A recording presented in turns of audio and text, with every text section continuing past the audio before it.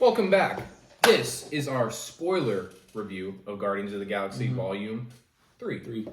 So, as you know, basically this movie is about Rocket dying and them going to try to save him, really. Yeah, sure. I was like, wait, what? When he got shot in the beginning, because of course I saw the trailer where you have like Peter screaming, and I already assumed someone was dying. Yeah. And when they got to the scene in the beginning of the movie where they're like, he's on the table, I'm like, is it like, and it's basically him having flashbacks of his upbringing. And I was like, I didn't expect that. Yeah, I will say it's like the trailers kind of they manipulate you. They give away that he's not done yet. You know what I mean? Yeah. Because like the fighting scene in the hallway, like I was like, I haven't seen that scene. Like, was that fake? I get what you mean. I get what you mean. But yeah, I was definitely shocked when he got shot, and I was like, but of course, I'd say maybe one of my complaints, not complaints about how I said, but like nitpick. I did think someone was gonna die, and nobody does. That kind of not necessarily that I wanted it to, but I felt like it kind of needed to happen. Not necessarily Rocket or Star-Lord. I definitely thought Drax was gonna die. Yeah, I definitely did. I'm glad how he went out though. You know, so I did too. But now that I know that they're not gonna do anything else with him. If they are, they're gonna recast because Dave Bautista said he's done. So it's just kind of like, well, if they were gonna do one. I mean, everyone basically at the end got their happy ending. Yeah. Like everyone did for the most part. Honestly, the way I saw it, except Rocket. You want to know why I think that? What? He's still German. I thought the ending was bittersweet. Yeah, that's cool. But it's like, okay, the whole movie was his backstory on how he had these friends and when he was experimented on by the High Evolutionary and all that. And then he loses all of his friends. They revive him, and then he loses all of his friends at the end of the movie. What do you mean? They all leave. They split up right after he gets brought back to life, and he loses all of his friends again. But the way I saw it is like, you know how like the Guardians of the Galaxy, they're like little kids? Mm-hmm. The way the ending for this movie, it felt like they grew up and they moved out. See, no, it made sense in like the story's context of where it was going, but it was like bittersweet. I'm like, dang, man, they really just brought him back to... leave. No, not to do leave. You know what but... scene got me was when he technically died and then he went up to like that heaven and he was talking it was close. He was talking to Lila and she was like, "We can," like, and then all the friends came up behind him. I was like, "Oh my gosh!" I was like, "No way, this is happening." It was close. I just know that he wasn't gonna die there though, which and that's the thing because it's like. When you do all that and the character then doesn't die, it's almost like you're manipulating me just a little bit. Now with Rocket, I could almost like the way they did it. I think they did it well enough where it didn't bother me at all. Yeah. But when they do it a couple minutes later with Peter, I was kind of like.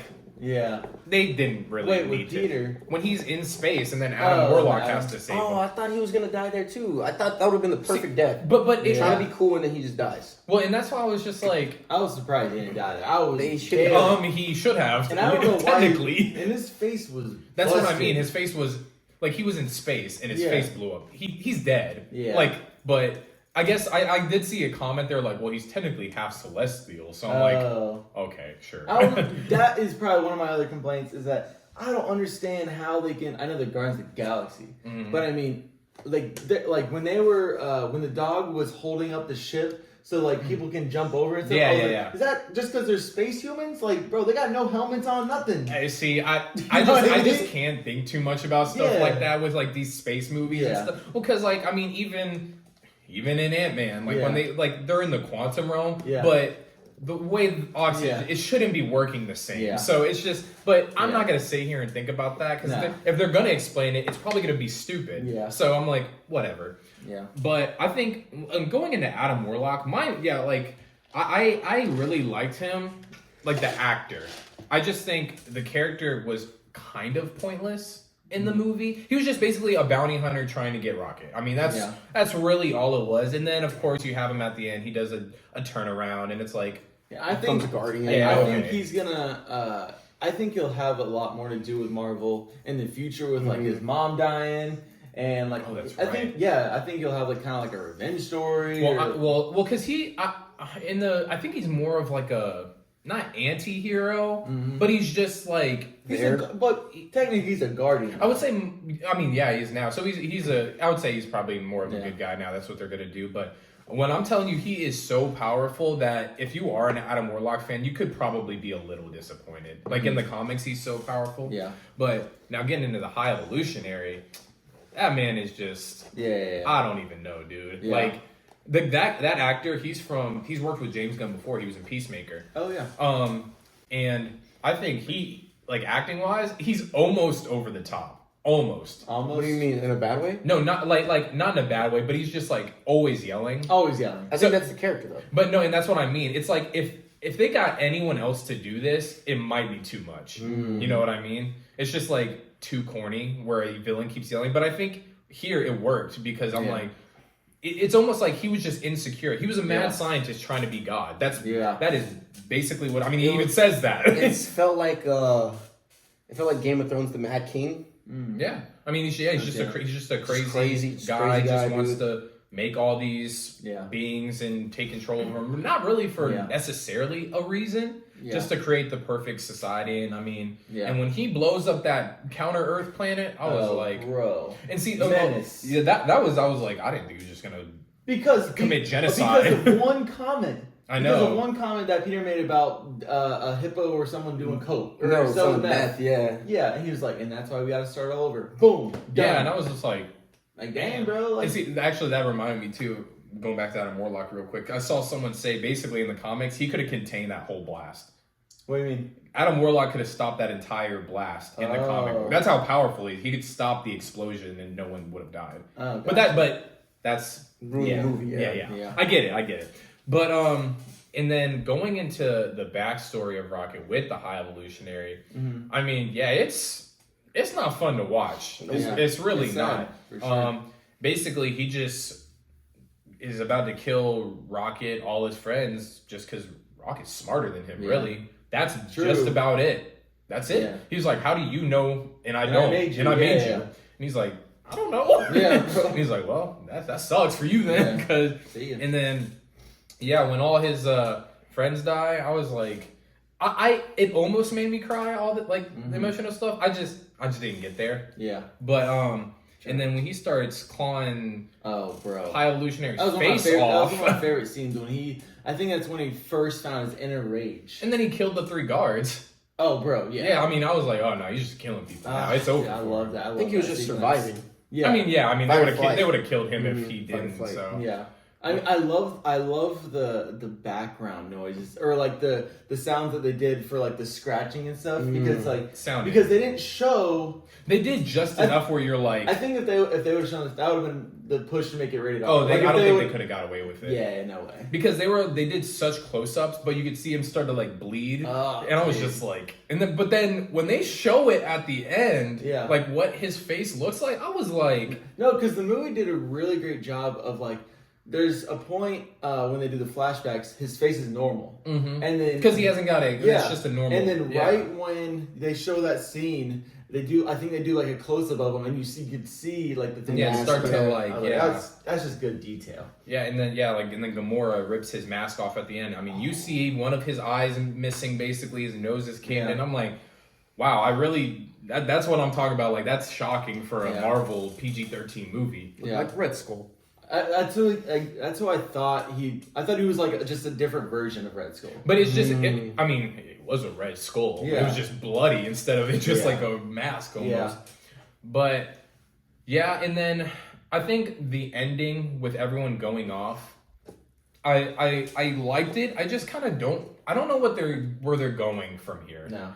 But that's with everything Marvel, honestly, at this point. I'm just like, okay, like interesting. And then it ends with Star-Lord will return. And not Guardians. And I'm like, you know what I think? Out of everyone, it seems like Star-Lord's story would be over. Yeah. And then you focus on the new Guardians. Yeah.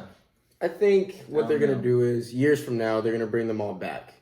I think they might just be in Avengers or something. Yeah, it's going to be like another Infinity War or Endgame, whatever. Well, they already do have it lined up. That's why I'm like, they would only have to be in like an Avengers movie at this point because James Gunn, he's not coming back. I think Marvel just took one of the biggest L's they could have, honestly. Wait, really? That was his last one? He's done. I mean, he's in charge of DC now. He is not coming back to Marvel when he is in charge of DC. Yeah. So, I mean, I think DC's in good hands with him. Yeah, I mean, I think Marvel kind of dropped the ball now, to be honest.